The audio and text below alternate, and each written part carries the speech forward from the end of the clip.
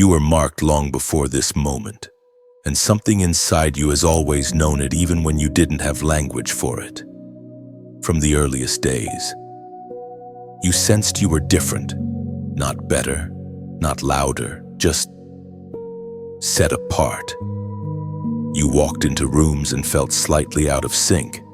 You tried to blend in, but something in you refused to fully dissolve into the crowd.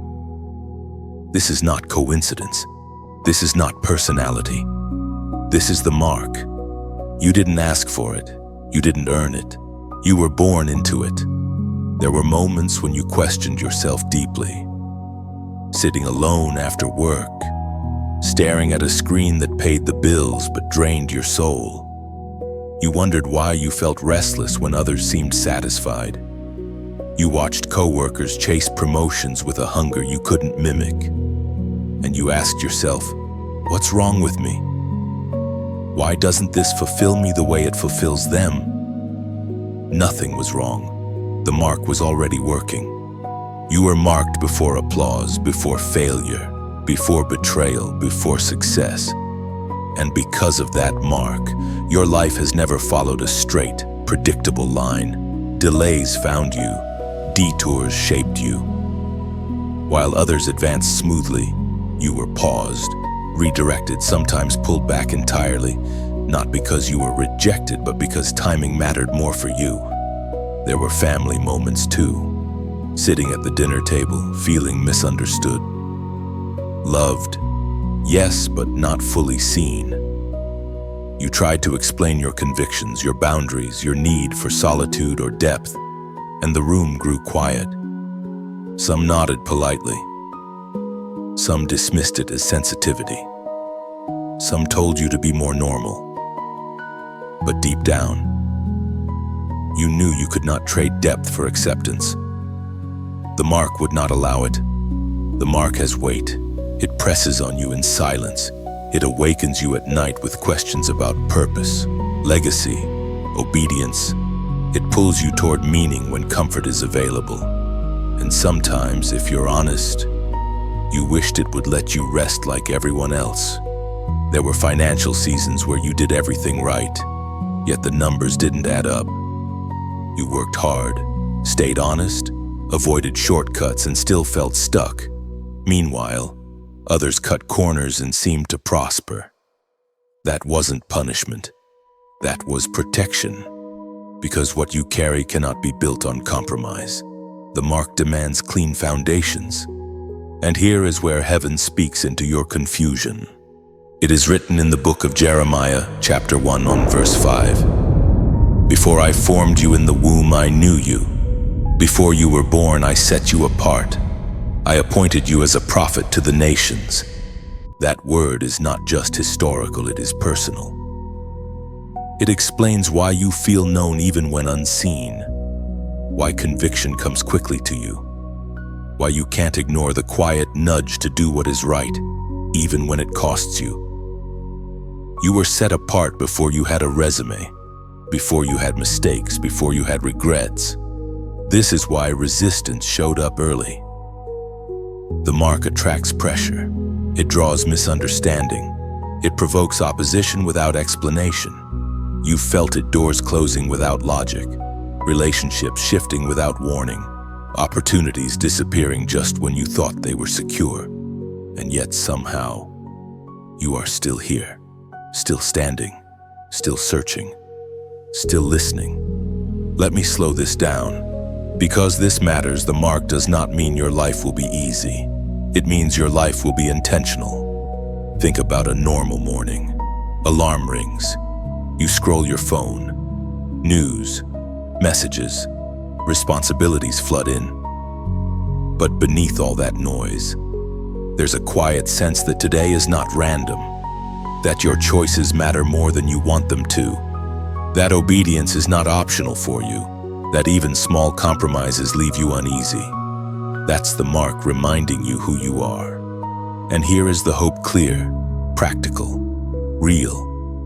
The same mark that set you apart also ensures you will not be wasted. Your sensitivity will become discernment. Your isolation will become clarity. Your delays will become discernment others never develop. You will see patterns others miss. You will sense danger before it arrives. You will speak when others stay silent, not loudly, but truthfully. This is not about ego. This is about assignment. So let me ask you directly, without softening it. What have you been trying to ignore that keeps returning to your spirit? Is it a calling you keep postponing? A habit you know you must release, a step of faith you keep delaying because it feels unsafe? You don't need to have everything figured out. You just need to stop pretending the mark isn't there. If this is resonating, if you feel seen in a way that goes beyond words, take a moment right now, like this message. Share it with someone who feels different but can't explain why. Subscribe to stay connected to this flow, because this is only the beginning of the unfolding. And at the very end of this moment, as a quiet act of alignment, comment 77 below, not for me, but as a signal between you and God that you recognize the mark and you're willing to listen. You were marked long before this moment, and now you're starting to remember. Joseph's story does not begin with triumph. It begins with rejection so close it cuts deeper than any enemy ever could. He was not hated by strangers. He was hated by his own brothers, those who shared his blood, his history, his table. Genesis tells us they could not even speak peacefully to him. His gift made them uncomfortable. His calling exposed their insecurity. And instead of protecting him, they plotted against him. One day, Joseph was sent on an ordinary errand check on your brothers. See how they are doing. He obeyed, and obedience walked him straight into betrayal. They stripped him, threw him into a pit, and sold him like property. No warning, no explanation. One moment favored in his father's house, the next chained and carried away as a slave. If you listen carefully, you'll hear your own story echoing here. You did not do something wrong to deserve the rejection you experienced. You were simply seen, and what they saw made them uncomfortable. At work, you brought excellence into a room where mediocrity was protected. You asked honest questions in systems built on silence. You carried integrity into environments that survive on compromise. And suddenly, you were labeled difficult, distant, or not a team player. Like Joseph, you were faithful and still removed. Think about a very real, ordinary moment you gave your best to a job. You stayed late, you solved problems others avoided, and when restructuring came, your name was on the list. No explanation that made sense. You went home carrying a box of belongings and 1,000 questions. That pit, that confusion, that silence that was not random. That was familiar territory for the marked. Joseph's pit was not the end. It was a transfer point. Sold into Egypt, he lost his language, his status, his safety. Everything familiar was stripped away. And still, Scripture says the Lord was with Joseph, not after he was promoted, not when things improved, in the slavery, in the unfair season, in the place where obedience seemed to lead to loss. And then it happened again. Joseph served faithfully in Potiphar's house. He managed well. He honored God privately. And when temptation came, he refused it, not loudly, not dramatically, but decisively. That refusal cost him. False accusation followed. Prison replaced slavery. Downward again. Another pit, deeper than the first. You know this pattern. You finally set boundaries in a relationship and you became the villain. You refused a dishonest shortcut and you were passed over. You chose integrity in finances and you watched others advance faster. This is where many people grow bitter. This is where hope quietly dies. But Joseph did something different. He did not let the pit rewrite his identity. Prison did not make him smaller. Silence did not make him forget who he was. And here is the word that reframes everything. We are reminded through the writings of David in the Psalms, chapter 105, verse 19. Until the time that his word came to pass, the word of the Lord tested him. That sentence explains your life more than you realize. The delay is not denial. The rejection is not proof you missed God. The testing is not punishment, it is preparation. Joseph's gift was interpretation. But before God trusted him with nations, he tested him with isolation. Before he managed abundance, he endured lack. Before authority, he learned restraint. Before visibility, he learned faithfulness when unseen. And slowly, quietly, hope begins to form. In prison, Joseph noticed others. He listened. He served. He did not collapse inward. And one day, what was planted in private was required in public. A forgotten prisoner became a remembered solution, not because Joseph forced a door open, but because timing finally aligned. Here is the hope you need to see clearly. What feels like loss in your life may actually be relocation. You were removed from environments that would have damaged your calling. You were stripped of identities that were too small for what you carry. God allowed separation not to break you, but to keep you from shrinking to fit places you had outgrown. There is a reason you couldn't stay. There is a reason comfort was interrupted. There is a reason certain doors closed even when you prayed for them to remain open. And now I ask you directly, no softness, no avoidance. What pit have you been interpreting as abandonment instead of preparation? Is it the job that ended? The relationship that collapsed? The season where you did everything right and still lost? Joseph did not know his future while sitting in the pit. He did not see the palace while sleeping on prison floors. All he had was character, and that was enough. And the same is true for you. Your story is not paused. It is progressing beneath the surface. The hatred did not cancel the calling. The betrayal did not erase the promise. The delay did not weaken the mark. It strengthened it. You are not forgotten. You are not behind. You are not being punished. You are being positioned. There comes a point in your journey where you realize the struggle was never just emotional, never just circumstantial, never just about people. It was always deeper than that. This was a war you did not choose, but one that noticed you the moment you stepped into alignment. Long before you had language for spiritual resistance, you felt its pressure. It showed up as exhaustion that sleep didn't fix, as confusion that logic couldn't untangle, as a heaviness that settled in right after moments of clarity. Every time you made a decision to grow, something pushed back. Every time you tried to move forward, resistance met you halfway. This is not imagination. This is pattern. Think about a normal, practical moment. You decide to change your routine, wake up earlier, pray, read, focus. Suddenly distractions multiply, notifications buzz louder, people demand more. Old habits resurface aggressively.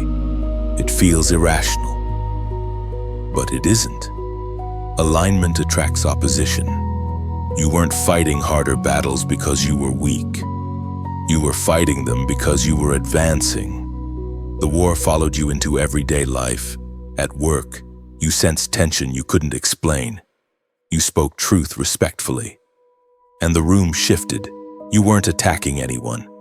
Yet defensiveness rose. Projects stalled around you. Your ideas were delayed, questioned, or quietly reassigned. And you wondered, why does it feel harder for me to just exist honestly? Because light exposes without trying. At home, the war felt quieter but sharper. You loved your family, yet certain conversations drained you deeply. You felt called to growth while others preferred comfort. You tried to explain why certain cycles needed to end, financial habits, emotional patterns, generational behaviors, but met resistance disguised as concern. Why can't you just let things be, they asked. and you didn't have an answer simple enough to satisfy them. Because the war you're in cannot be explained to someone who isn't fighting it. This is the tension of the marked. You live in two worlds at once. You pay bills, answer emails, sit in traffic, yet you feel an unseen pressure that others around you seem oblivious to. And sometimes you questioned your sanity. Am I overthinking? Am I too intense? Why does everything feel spiritually loaded for me? Here is the truth you need to hear. Plainly, awareness attracts warfare. The moment you stopped numbing yourself with distraction, the moment you refused to settle into autopilot, the moment you began asking deeper questions, something noticed, not to destroy you, but to delay you, not to kill you, but to exhaust you. The enemy doesn't waste resources on what carries no consequence. And this is where Scripture cuts through the fog.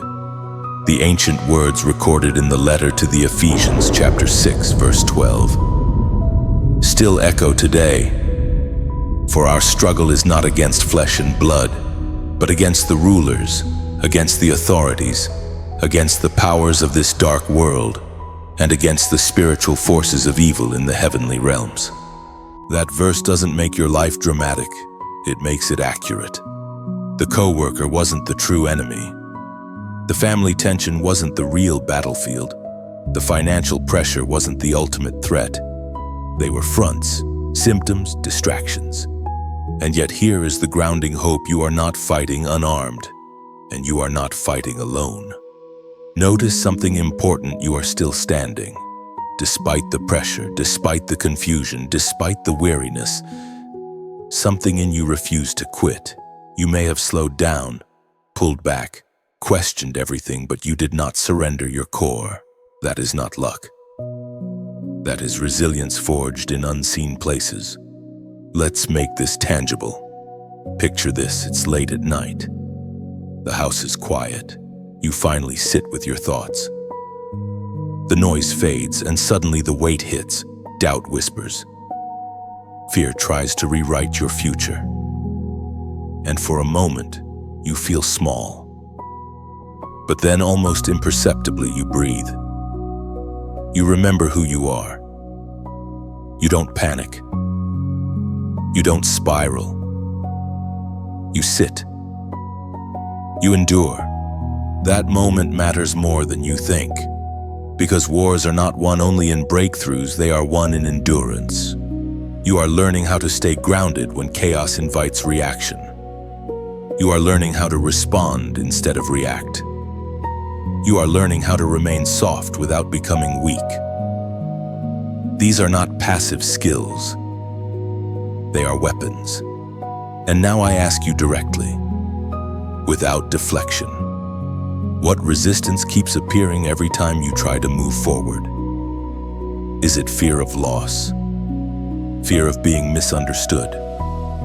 Fear of stepping out without guarantees? The war reveals where you're headed. Before we move further, I want you to do one simple thing, not as a ritual, not as superstition, but as a conscious declaration. In the comments, write this phrase: I stand ready. 3 words, nothing more. This is not about visibility or engagement, it is about alignment. Writing it is a way of naming your posture, not rushed, not reckless, but awake, willing, present. When you write, I stand ready, you are not claiming victory, you are claiming readiness to face whatever clarity brings next. And readiness changes everything. You are not losing this war. You are learning how to see it clearly. And once you see it clearly, it no longer controls you. The pressure you feel is not meant to crush you, it is meant to clarify you. And clarity is dangerous to darkness.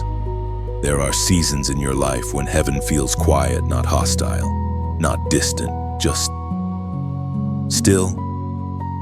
You pray and the words don't echo back. You make careful decisions and don't receive instant confirmation. You walk faithfully, yet nothing moves. No sign, no reassurance, just space. Wide, unfamiliar space. This is the moment many people misunderstand God. They assume silence means withdrawal, They assume stillness means absence. But silence is not where God leaves it, is often where He leans in. Silence is not punishment. Silence is training. In ordinary life, silence already teaches you this. When a doctor stops talking during an examination, it's not because something went wrong, it's because they're paying closer attention. When a coach stops shouting instructions, it's because the athlete must now execute from instinct. Silence does not mean abandonment. It means responsibility has shifted. Here is the first practical distinction you must learn: absence produces chaos, but divine silence produces awareness. If God were absent, your life would unravel completely. But even in quiet seasons, something restrains you. You hesitate before making destructive choices. You feel conviction before crossing certain lines. That restraint is evidence of presence. Let's ground this in daily life. You're facing a career crossroads. Two paths open. One offers money, recognition, speed. The other offers learning, integrity, growth but slower progress. You pray for a sign. No miracle appears. No voice speaks. But every time you imagine one path, your chest tightens. When you imagine the other, you feel steady even if uncertain. That steadiness is not neutrality. That is guidance and silence. God often removes noise so you can recognize peace. In relationships, silence works the same way. You stop forcing conversations and you stop explaining yourself endlessly. And in the quiet, patterns emerge. Who stays when you no longer chase? Who listens without being convinced? Who disappears when you stop carrying the emotional weight? Silence reveals truth without confrontation. Here is the second practical distinction: God's absence breeds panic, but His silence sharpens discernment. If your fear is growing louder, ask yourself, are you listening? Or are you filling the quiet with anxiety? Silence feels uncomfortable because it removes distraction. It brings you face to face with motives, attachments, and habits you once avoided. But discomfort does not equal danger. Surgery is uncomfortable too, but it heals what cannot be healed by noise. Even Jesus walked through this reality. As Jesus Himself declared in the Gospel of Matthew chapter 27, verse 46, my God, why have you forsaken me?" That cry was not proof of abandonment. It was spoken inside fulfillment. Silence can exist within obedience. Quiet can sit at the center of purpose. Now let's talk about how to live wisely inside God's silence, not theoretically but practically at work, at home, in decisions you must actually make. First, lower external noise intentionally. God's silence is often misinterpreted because your environment is still loud. Notifications, opinions, endless input. Choose 1 hour a day where you stop asking for answers and simply observe. Notice what calms you. Notice what agitates you. God often guides through what stabilizes you, not what excites you. Second, watch what strengthens quietly. In silent seasons, God rarely gives instructions, He builds capacity. You may not see direction, but you are becoming more disciplined, less reactive, more grounded. These are not random improvements. They are tools for what comes next. Third, pay attention to what exits your life without force. When God is silent, He often removes things gently instead of dramatically. Relationships fade. Opportunities dissolve, habits lose their grip. If something leaves without chaos, don't chase it. Silence teaches release without resentment. Picture this in real life. You stop explaining your choices to everyone. At first, it feels uncomfortable, almost like weakness. But gradually, when peace replaces urgency, you no longer need approval to move forward. You realize clarity doesn't require consensus. That calm is not indifference, it's maturity. And here is the hope you need to hold tightly. Silence is temporary, but discernment is permanent. God is not withholding direction to frustrate you. He is forming perception so you won't need constant instruction later. Once discernment matures, guidance returns clearer, quieter, firmer than before, not dramatic, not emotional, but undeniable. You are not being ignored. You are being trusted. Now pause and answer this honestly. What noise do you need to lower so you can recognize what God has already been showing you? And as we rest here for a moment, consider this gently. If this place feels like a quiet clearing after a long road, you don't have to rush away. Some travelers, when they find water in the wilderness, don't just drink, they mark the place. Leaving a like is like setting a stone by the path, saying, "This moment steadied me." Sharing it is like holding the lantern higher so someone else can see where the ground is firm. Subscribing is simply choosing to remember where the light stays on when silence returns. No pressure, no urgency, only recognition. Silence is not the end of guidance. It is where wisdom learns to breathe. There is a moment quiet, almost unnoticeable when darkness realizes it has miscalculated you. Not when you are loud, not when you announce change, but when you align. When your inner life and outer decisions finally move in the same direction. That is the moment resistance escalates. You felt it. Things were hard before, but suddenly they became personal. The pressure sharpened. Misunderstandings multiplied. Old temptations resurfaced with new intensity. Delays stacked on top of each other. It felt as if something unseen panicked when you stopped wavering. This is not imagination, this is reaction. Darkness does not panic when you struggle. It panics when you become consistent. Think about everyday life. You finally decide to get your finances in order. You stop impulsive spending, you create structure, and almost immediately unexpected expenses appear. The car breaks down, a bill you forgot resurfaces. It feels unfair, but it's not random. Order threatens systems built on chaos. Or consider relationships. You stop chasing emotionally unavailable people. You stop explaining your worth. You choose peace over proving yourself. And suddenly, people who ignored you now test your boundaries. Messages arrive late at night. Old connections reappear, not because they value you, but because your absence disrupted their control. Alignment exposes dependency. At work, this looks like increased scrutiny. Your actions are questioned more than others. Your motives are misunderstood. You notice subtle resistance meetings without you, decisions made around you, silence where support used to be. And you ask yourself, why now? Why when I'm finally doing things right? Because growth threatens comfortable imbalance. This is where many people retreat. They interpret resistance as a sign to stop. They confuse pressure with warning, but the truth is sharper than that. Escalation is often confirmation. Scripture captures this moment with clarity. The Apostle Paul reminds us in his letter to the Corinthians, chapter 16, verse 9. Because a great door for effective work has opened to me, and there are many who oppose me. Read that slowly. Not despite opposition, but because the door opened. Opposition does not always mean you are wrong. Sometimes it means you are early.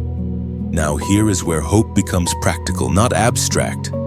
Darkness panics when you stop leaking energy. When you no longer argue with everyone. When you stop defending your every move. When you choose discipline over drama. When you rest without guilt. When you obey quietly. That calm unnerves what relies on reaction. You've noticed it, the more grounded you become. The less chaos controls you, but the louder chaos tries to get your attention.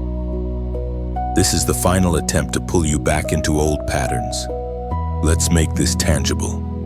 You wake up one morning and realize you're no longer angry about what hurt you. The memory still exists, but the charge is gone. That emotional neutrality is dangerous to darkness, because wounds are leverage. Healing removes leverage, or you realize you no longer need instant results to feel secure. You're willing to build slowly, to wait, to do things cleanly. That patience dismantles systems built on urgency and fear. This is why attacks often increase right before breakthroughs, not because you are close to reward, but because you are close to irreversibility. Once alignment settles in, it's hard to manipulate you again. And here's the grounded truth you need: panic is loud, but it is not powerful. Darkness can make noise, it can create distractions, it can stir confusion, but it cannot stop what is anchored in obedience. It can only delay what is undecided. So let me ask you directly, without cushioning it, what resistance intensified right after you chose alignment? Was it external pressure or internal doubt trying to talk you out of consistency? Now, listen carefully, this is important. You are not meant to fight harder right now. You are meant to stand steadier. Panic wants reaction. Authority responds with stillness. This is not the season to explain yourself, rush decisions, or prove your worth. It is the season to remain rooted. Think of a tree in a storm. It does not argue with the wind. It does not chase the clouds away. It deepens its roots. And you are doing the same. Your obedience has already shifted something. Your consistency has already disrupted unseen patterns. Your quiet discipline has already drawn attention. That is why the pressure changed tone. This is not a warning to retreat. This is confirmation to remain. Before we move on, I want you to mark this moment not for visibility but for alignment. In the comments, write the number 444, not as superstition, as symbolism. 4 represents foundation. Repetition represents confirmation. Writing 444 is a way of saying I choose stability over reaction. I choose roots over rush. I choose alignment even when pressure rises. You are not behind. You are not threatened. You are not losing ground. Darkness does not panic over people it can control. It panics over people it is about to lose access to. There comes a moment when the noise fades, not because the battle is over, but because you have changed. What once provoked fear now meets discernment. What once demanded reaction now receives restraint. You are no longer fighting every signal. You are choosing where to stand. This is the moment of decision.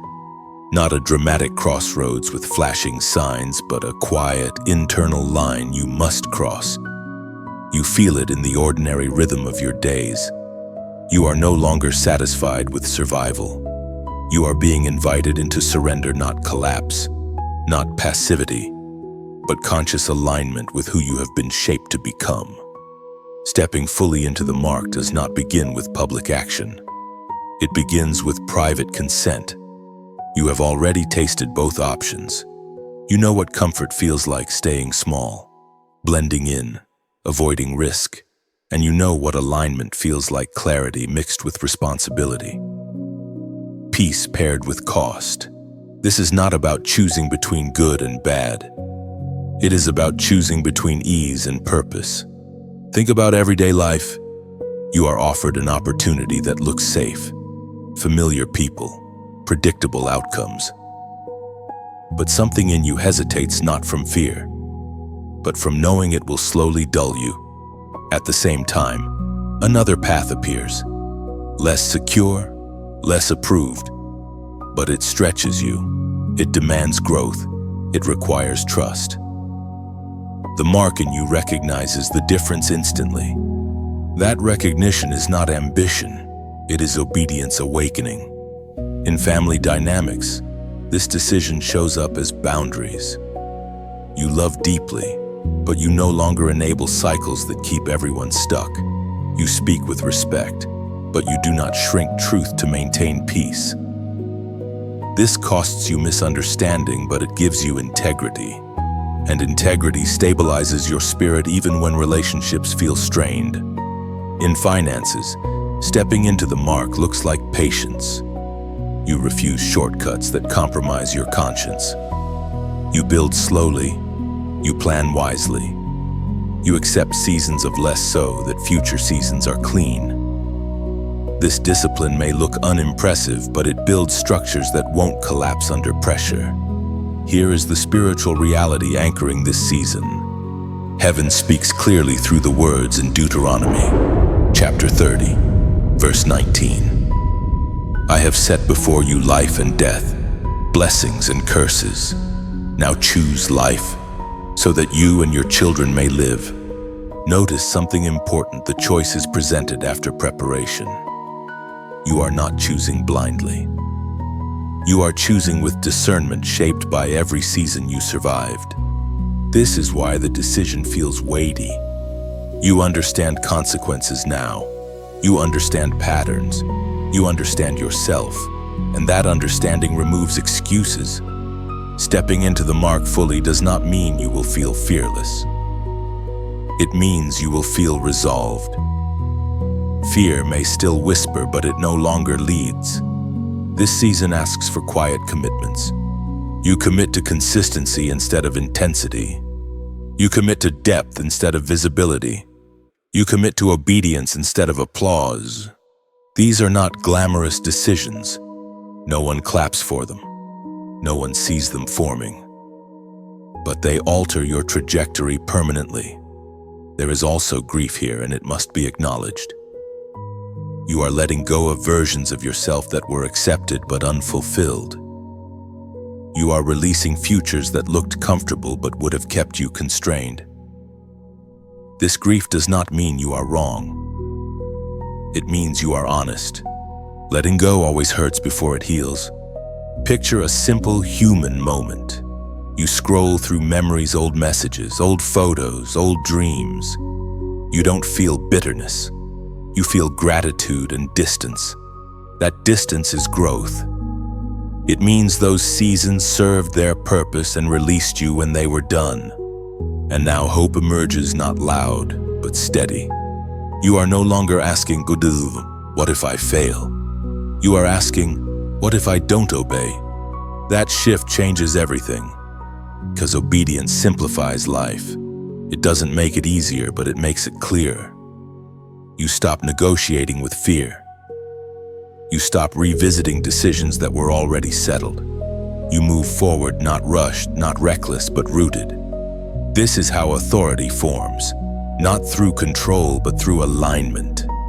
You are becoming someone who can be trusted with influence, because you are no longer driven by validation. You are becoming someone who can carry weight, because you have learned restraint. You are becoming someone whose presence stabilizes rooms not because you dominate them, but because you are anchored. Stepping into the mark fully is not an announcement. It is a posture, and you are already standing in it. You will notice a new stillness following your decisions. Not emptiness, but alignment settling into place. Days feel simpler, choices clearer, reactions slower. This is evidence of maturity forming. You are no longer pulled by urgency. You are guided by conviction, moving steadily without needing permission or applause from others. And as you walk forward, resistance will not vanish, but it will lose authority over your emotions. You will discern faster, recover quicker, and trust deeper. This is the quiet strength God builds in those He sends. The strength that outlasts seasons and sustains purpose beyond comfort and constant affirmation. You did not arrive here by accident. Nothing you walked through was wasted, not the silence, not the resistance, not the long stretches where obedience felt invisible. Every season refined your posture until you could carry what was always meant for you. This is not a moment of arrival for applause. This is a moment of commissioning. Being crowned does not mean being elevated above others. It means being entrusted. It means you are steady enough to carry weight without becoming hard. You have learned how to endure without bitterness, how to wait without losing vision, how to move without needing permission. That is why you are sent. Sent does not mean far away. Sent does not mean dramatic. Sent often looks like ordinary places filled with uncommon presence. At work, being sent looks like reliability when others are reactive. You don't rush decisions. You don't chase recognition. You bring order into chaos simply by how you listen, how you respond, how you refuse to compromise when no one is watching. People feel safer around you, even if they can't explain why. That is authority at work. In your finances, being crowned looks like freedom from panic. You plan with wisdom. You resist impulse. You choose sustainability over image. Money no longer dictates your peace. It serves your purpose instead of shaping your identity. That quiet mastery is a form of rulership few ever reach. In family spaces, being sent looks like restraint. You break cycles without announcing it. You respond instead of react. You choose patience where others expect retaliation. This does not always feel rewarding, but it is transformative. Some crowns are not visible in one generation. They are revealed in the next. Here is the truth anchoring this stage of your life. You are not sent to conquer people, but to outlast patterns. Scripture seals this authority with clarity. The ancient words recorded in the letter to the Romans, chapter 8, verse 37, still echo with strength. In all these things we are more than conquerors through Him who loved us. More than conquerors does not mean untouched by difficulty. It means difficulty no longer defines you. You are not sent as someone chasing victory. You are sent as someone who carries it quietly. And here is the hope you must hold now. What you carry is sustainable. You are not burning fast. You are burning steady. You no longer rush seasons or force doors. You trust timing because you've seen what happens when things open too early. You understand that durability matters more than speed. Picture an ordinary morning. You wake up without urgency. You know what needs your attention today and what doesn't. You move through responsibilities without resentment. You face challenges without panic. That calm clarity is not emotional numbness. It is authority settling into place. You are unstoppable not because nothing resists you, but because nothing owns you. You are sent to bring stability, not spectacle. You are sent to model peace, not performance. You are sent to be faithful where you are planted. Now listen carefully to this final invitation, not as instruction, but as imagery. If this message feels like the final mile of a long road, there is no need to hurry past it. Some journeys end not with noise, but with a quiet signpost placed gently into the ground. To leave a like is to place a stone at the crossing, a silent mark that says I made it through. To share this message is to turn back with a torch, not pulling anyone forward. Only making the path visible for those still walking in the dark. And to subscribe is like choosing to keep traveling with companions who understand that depth matters more than speed, and light matters more than attention. Nothing is demanded here, only what feels true. Before you go, leave a comment, not to perform, not to explain, just a sentence that names where you stand now. Words have weight when they are honest, and acknowledgement seals a journey. You are crowned not by applause, but by clarity. You are sent not everywhere, but exactly where you are needed. You are unstoppable not because you rush, but because you endure. The mark you carry was never a burden. It was authority waiting for maturity. You will feel a deeper steadiness settling into your days. Not excitement, but confidence that no longer needs proof. Decisions will come easier. Doubt will pass faster, You will recognize that peace is no longer something you chase, it is something that follows you because alignment now leads your steps. There will still be challenges, but they will no longer define your identity. You will meet them with perspective instead of panic, patience instead of pressure. This is how endurance looks when it has matured quiet strength. Clear boundaries, and the ability to remain yourself no matter what surrounds you.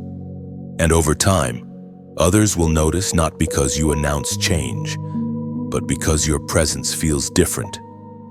You will become a reference point, a calm in uncertain spaces. This is the lasting fruit of being marked, refined, and sent living proof that obedience shapes a life that endures. You don't need to rush away from this moment. An ending does not always mean closure. Sometimes it simply means you stop speaking and let what was said continue working on its own. Like a seed pressed quietly into the soil, unseen, uncelebrated, but alive. What matters now is not how much you remember, but what stays with you when everything else fades. Maybe one sentence lingered. Maybe one image stayed heavy in your chest. Maybe you felt understood without knowing exactly why. That is enough. You are not required to carry all of it. You are not expected to agree with everything. Take only what touched you, what felt honest, what felt steady, what felt true, and let the rest fall away without guilt. Truth never forces itself. It waits. And if this journey felt helpful, if it gave language to something you've been carrying silently, you're free to pass it along. Not as a declaration, not as a performance. Just like handing a cup of water to someone walking the same road. No explanation needed. But if sharing doesn't feel right, that's okay too. Some things are meant to be kept. Some truths are meant to be held close, revisited slowly, allowed to unfold in private. Growth doesn't always happen in public spaces. Some transformations are quiet by design. So don't ask yourself what you should do next. Ask yourself what you noticed, what softened, what shifted, what felt lighter or heavier in a meaningful way. That awareness is already movement. This story doesn't close here. It doesn't need to. It simply pauses, leaving the door unlatched. You're free to return, or not, to continue, or rest, to speak, or remain silent. Whatever you choose, choose gently. And remember, what truly matters doesn't disappear when the words stop. It stays with you, walking at your pace, revealing itself when you're ready. Not everything needs an ending. Some things are meant to remain open,